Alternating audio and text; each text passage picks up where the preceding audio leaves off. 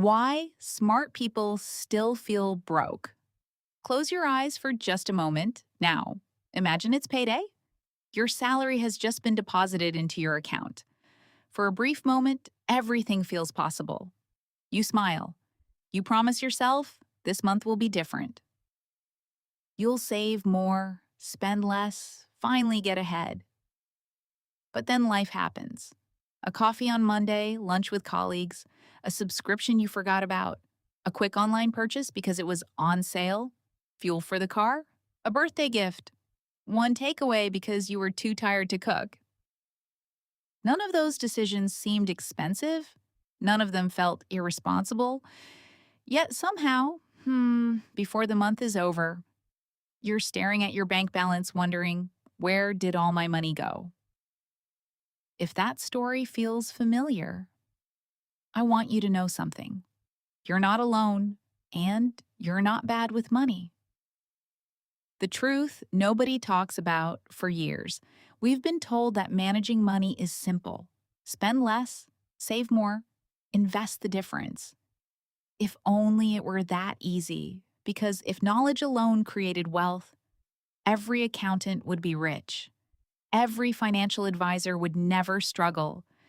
Every person who watched a budgeting video would become financially free. But that's not what happens. Have you noticed something? Most people already know what they should do. They know they should save. They know they should avoid unnecessary debt.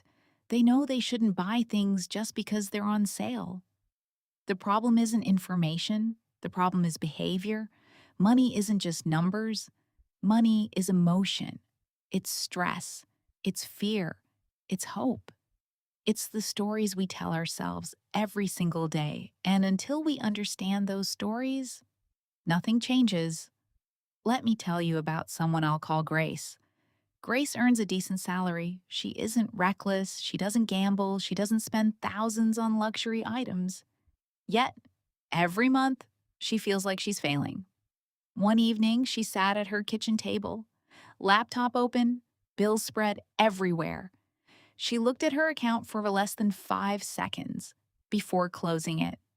Not because there wasn't money, but because looking made her anxious. So she did what millions of people do. She avoided it. She told herself, I'll deal with it tomorrow. Tomorrow became next week. Next week became next month. Sound familiar? Here's what changed Grace's life. She didn't suddenly earn twice as much. She didn't win the lottery. She didn't discover some secret investment. She simply stopped running from her money.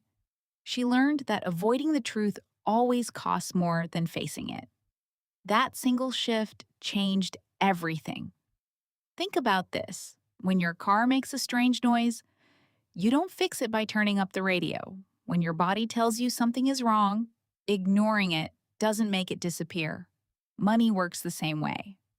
Avoiding your finances may reduce your anxiety for a few minutes, but it quietly increases it for months. The truth is, your bank balance is information. It is not your identity.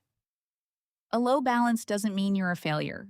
Debt doesn't mean you're irresponsible. It means you have information, and information gives you the power to change. Over the next few episodes, we're going to explore something most people never learn. Not how to become rich overnight, not how to get lucky, but how to understand the psychology behind every financial decision you make. Because once you change the way you think, you begin to change the way you spend, the way you save, the way you invest, and ultimately, the way you live. Thank you for listening. Take 1 minute today, open your banking app, don't judge yourself, don't panic, just look. Because every journey to financial freedom begins with one simple act, the courage to face the truth. I'll see you in the next episode.